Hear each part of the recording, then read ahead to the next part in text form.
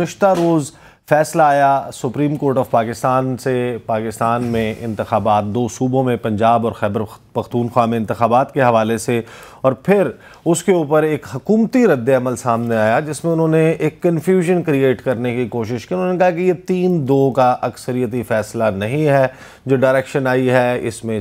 4 ججز جو ہیں، کیونکہ 2 جو بینچ کا حصہ نہیں بنے، سماعت میں نہیں بیٹھے، 2 ریکیوز کر گئے تھے، خود بخود علیحدہ ہو گئے تھے، از خود انہوں نے علیحدہ ہونے کا فیصلہ کیا، تو ان کے کیونکہ اختلافی نوٹ موجود تھے، ان کو ان 2 اختلافی نوٹ سے ملا کر پڑھا جائے تو پھر اس کا مطلب یہ بنتا ہے کہ یہ 4 ججز ہیں جو اس فیصلے کے یا اس سماعت کے خلاف تھے، سو موٹو نوٹس کے لینے کے طریقہ کار کے خلاف تھے، اور اس بنیاد پر حکومت نے کچھ دعوے کیے۔ آج جو ہے وہ خبر یہ ہے کہ ہائی کورٹس نے، لاہور ہائی کورٹ اور پشاور ہائی کورٹ نے یہ درخواستیں نمٹا دی ہیں کہ سپریم کورٹ آف پاکستان اس کے اوپر فیصلہ دے چکی۔ تو باسط صاحب، آپ کو کیا لگتا ہے کہ اب پاکستان جو ہے وہ الیکشنز، آپ کو کیا لگ رہا ہے یہ جو پاور سرکلز ہیں آپ اٹھتے بیٹھتے رہتے ہیں؟ جہاں تک بینچ کی بات ہے نا، وہ تو سپریم کورٹ نے ریکانسٹیٹیوٹ کر دیا تھا۔ ہاں، اس پہ ہم تفصیل سے بات کر چکے، وہ 5 ممبر بینچ تھا۔ نہیں، وہ کنفیوژن میں تو اب وہ کلیئر ہو گئی نا، میں اس کے آگے آپ بتائیں الیکشن ہو رہے ہیں کہ نہیں ہو رہے ہیں؟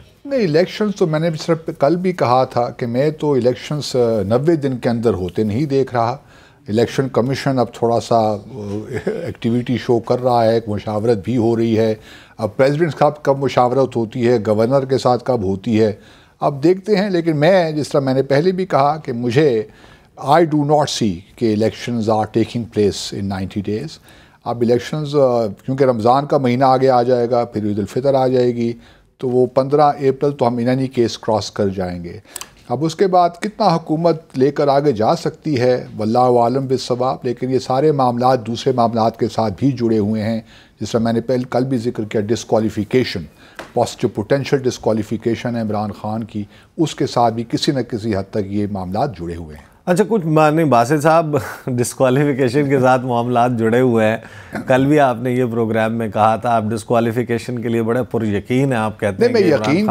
اسیسمنٹ ہے، آئی مے بی رانگ، لیکن مجھے لگتا کچھ یہی ہے کہ حکومت کی اس وقت یہی اسٹریٹجی ہے کہ اس وقت تک اس معاملے کو ٹالتے رہیں جب تک کہ ڈسکوالیفیکیشن کے جو 2 کیسز 3 کیسز چل رہے ہیں وہ پائے تکمیل تک نہیں پہنچتے، یا ان کا کوئی حل نہیں نکل آتا، یا کوئی فیصلہ نہیں ہو جاتا، یوں کہہ لیجئے۔